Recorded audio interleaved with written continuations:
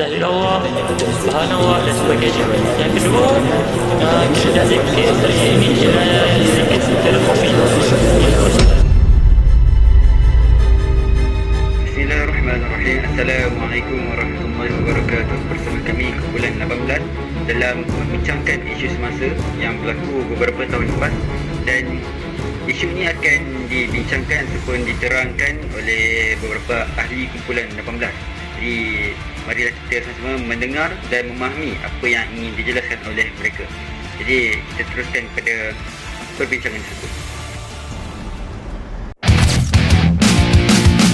Bismillahirrahmanirrahim. Assalamualaikum warahmatullahi wabarakatuh. Nama saya Muhammad Naikuddin Rosli dan nombor kad metrik saya 23004534. Pada hari ini saya dan rakan-rakan akan membahaskan isu berkaitan dengan tarikat yang pernah wujud di Malaysia. Sebelum itu saya akan menerangkan apa itu tarikat. Tarikat dari segi bahasa berasal daripada perkataan Arab iaitu tariq yang bermaksud jalan. Manakala daripada istilah menurut Al-Jurjani, tarikat ialah perjalanan yang khusus oleh ahlinya dalam menuju kepada Allah Subhanahu Wa Taala dengan menghapuskan segala halangan dan menaiki kepada maqam. Seterusnya, menurut pada Sanawi, tarikat merupakan jalan yang menyampaikan kepada syurga. Ia adalah lebih khusus daripada syariat kerana terangkum padanya hukum-hukum syariat daripada amalan soleh yang bersifat jasadi dan mengelakkan daripada semua yang haram dan makruh.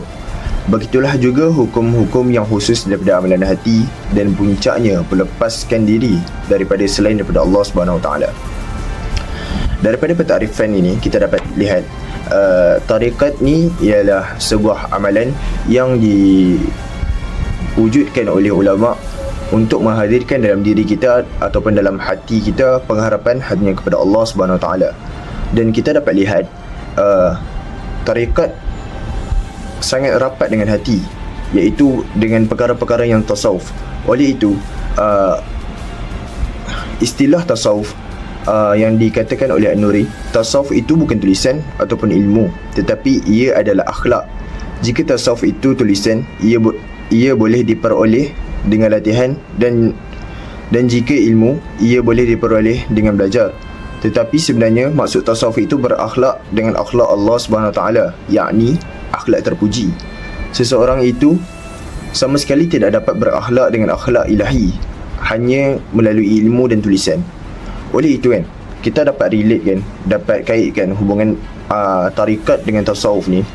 Dia ada hubungan yang rapat, iaitu tarikat adalah wasilah bagi mencapai kepada tasawuf, dan ia mempunyai pengertian yang sama dengan wasilah, iaitu perantaraan yang disuruh di dalam Al-Quran supaya dikira dalam usaha mendekati Allah dan mencapai keredaannya.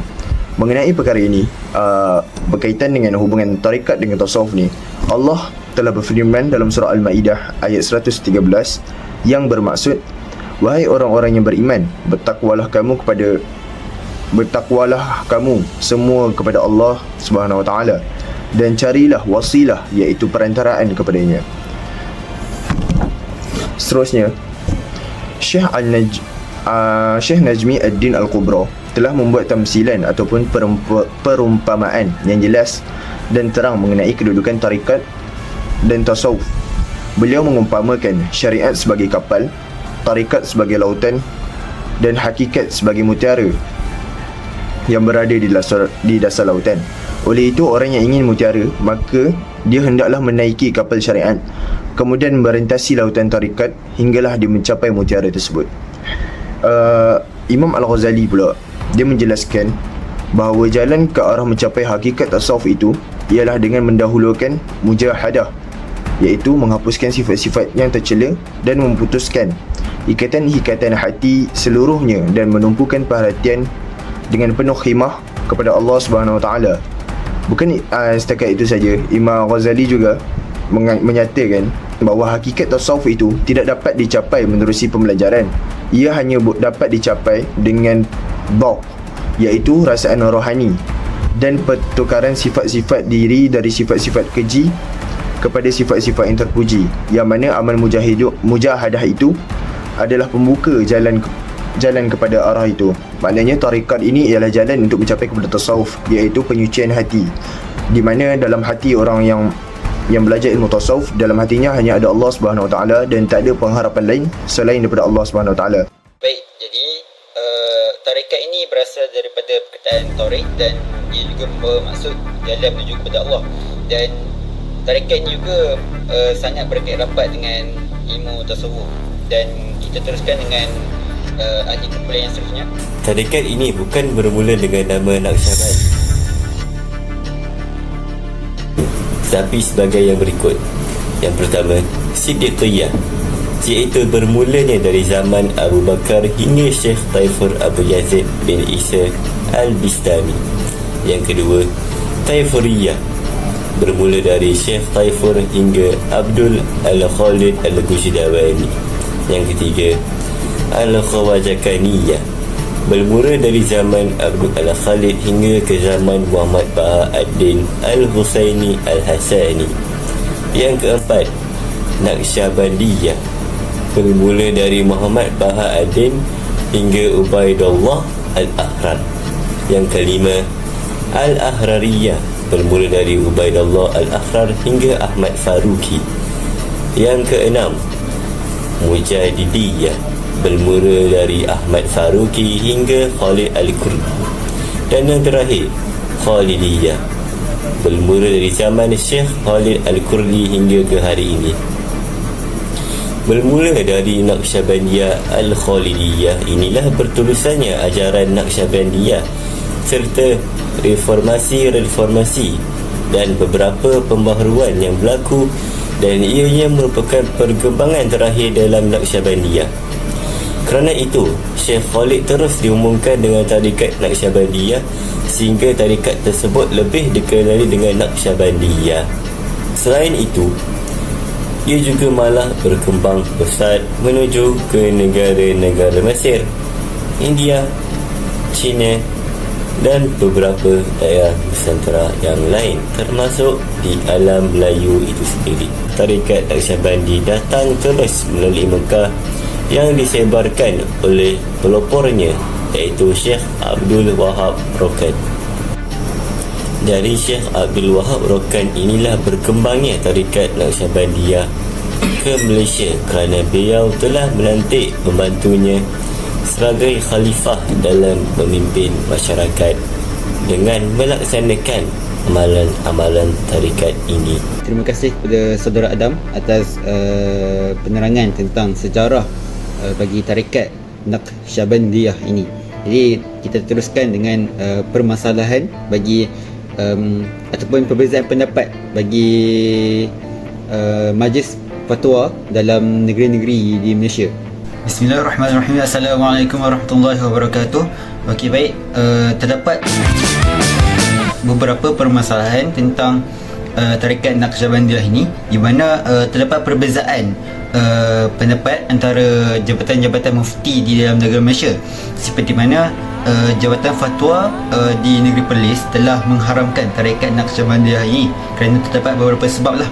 Dan seterusnya terdapat juga beberapa negeri seperti negeri Perak yang juga membenarkan tarikat ini, tetapi hendaklah mengikuti beberapa syarat.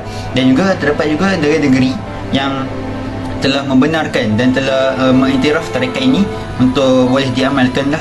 Terdapat beberapa amalan yang di mana ada pengamal yang terlalu taksub dan terlalu menyeleweng, dan ada juga pengamal-pengamal yang mengikuti ataupun berpandukan ahli sunnah wal jamaah, dan dia tidak bercanggah lah. Jadi antara sebab-sebab jawatan kuasa fatwa negeri Perlis di mana telah menyenaraikan beberapa sebab mengenai mengapa jawatan kuasa fatwa negeri Perlis telah mengharamkan tarikat Naqsyabandiyah ini dilabelkan bercanggah dengan ahli sunnah wal jamaah. Yang pertama, Allah hanya melihat anak Adam sekali sehari dan menyerahkan hampir sepenuhnya kepada wali. Alam ditadbir oleh wali-wali kutub yang diberikan kuasa oleh Allah. Seterusnya, tidak wajar meminta terus kepada Allah, sebaliknya hendaklah melalui wali sebagai protokol dan adab. Nabi Muhammad juga setelah kewafatan baginda menghantar wakil untuk hadir secara yaqazah. Wakil itu bertindak seakan-akan seperti Nabi yang sebenar. Jadi perkara ini sangatlah bercanggah kerana apabila seseorang itu dia dianggap seakan-akan Nabi yang sebenar, dia boleh menimbulkan satu fitnah lah, bukan Nabi, dan ini jelaslah bercanggah dan boleh menyebabkan satu fitnah Nabi palsu. Ini sememangnya wajar diharamkan kerana ia boleh menyebabkan atau boleh mengakibatkan satu impak negatif yang sangat besar kepada penganut agama Islam itu sendiri. Seterusnya, negeri yang membenarkan tarikat ini tetapi haruslah mengikuti beberapa syarat yang telah ditetapkan, iaitu negeri Perak, di mana Warta Kerajaan Negeri Perak telah pun menerbitkan satu keputusan di mana ia berkaitan dengan fatwa tarikat Naqsyabandiyah Al-Aliyah Syekh Nazim Al-Haqqani. Berdasarkan keputusan tersebut, mengenai kuasa yang berada di bawah Seksyen 36 dan Seksyen 37 Enakmen Pentadbiran Agama Islam Perak. Berdasarkan keputusan ini, dengan perkenan Duli Yang Maha Mulia Sultan Perak Darul Rizwan membuat dan menyiarkan fatwa berikut.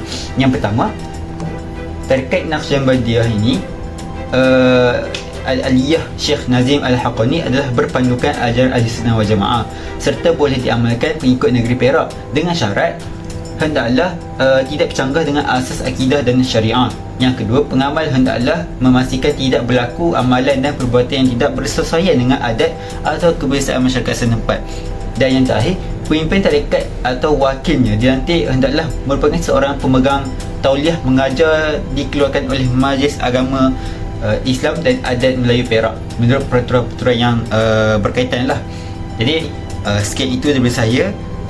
Serahkan kembali, kita teruskan kepada ahli kita yang seterusnya. Mari kita teruskan dengan ahli kita yang kedua untuk menerangkan negeri-negeri yang menerima dan syarat untuk mengamalkan tarikat Naqsyabandiyah ini.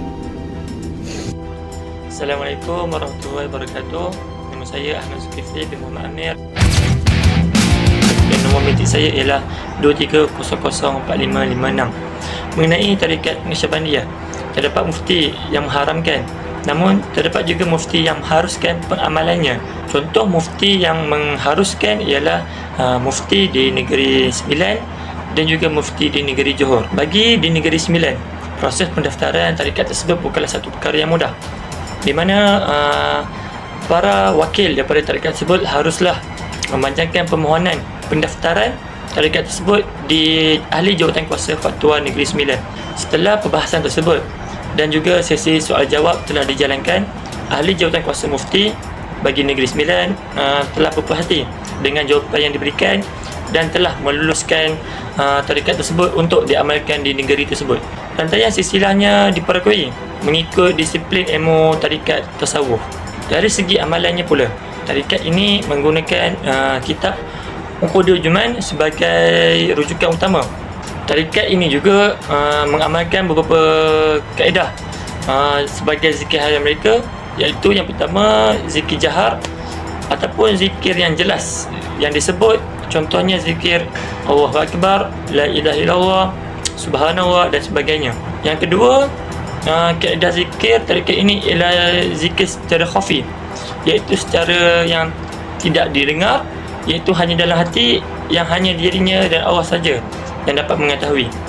Dapat disimpulkan bahawa tarikat ini tidaklah bercanggah dengan akidah Islamiah, iaitu Ahli Sunnah wal Jamaah, dan juga dari segi amalan-amalannya tidaklah ada amalan yang merunsuhkan syirik ataupun kufur. Terima kasih kepada saudara Zulkifli kerana telah menerangkan kepada kita negeri-negeri yang telah membenarkan tarikat Naqsyabandiyah ini diamalkan dan syarat-syarat bagi tarikat ini diamalkan. Jadi kita teruskan dengan langkah-langkah pencegahan ataupun mengatasi tarikat. Teruskan dengan ahli yang seterusnya untuk membincangkan tentang ataupun menerangkan kepada kita tentang cara-cara kerajaan ataupun diri sendiri dalam mencegah tarikat yang diharamkan. Timbulnya ajaran-ajaran sesat di dalam kalangan umat Islam di Malaysia bukanlah sesuatu perkara yang baru. Sejak daripada zaman Abu Bakar As-Siddiq lagi muncul pihak yang cuba untuk mengosongkan akidah umat Islam.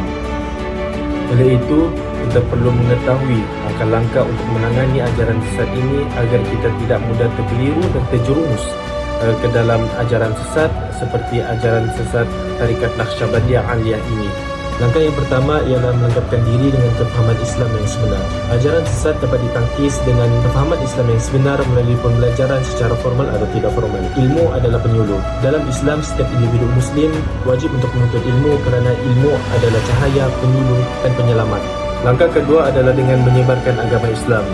Agama Islam hendaklah sentiasa diedarkan kepada masyarakat Islam melalui pelbagai kaedah seperti media cetak, forum, ceramah dan lain-lain lagi.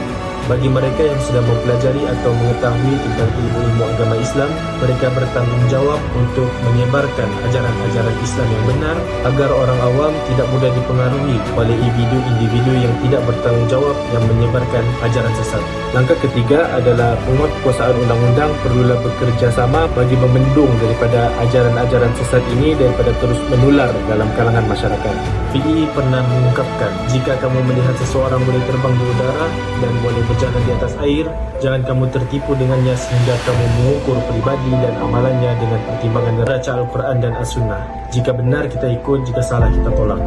Oleh itu, banyakkan berdoa kepada Allah Subhanahu Wa Taala agar akidah dan iman kita sentiasa dipelihara. Sekian itu sahaja daripada kami kumpulan 18. Jadi, ya rakan, penonton semua dapat memahami isu tarikat yang telah pun berlaku di dalam negara kita Malaysia ini. Jadi, sekian itu sahaja daripada kami. Salam sejahtera. Assalamualaikum.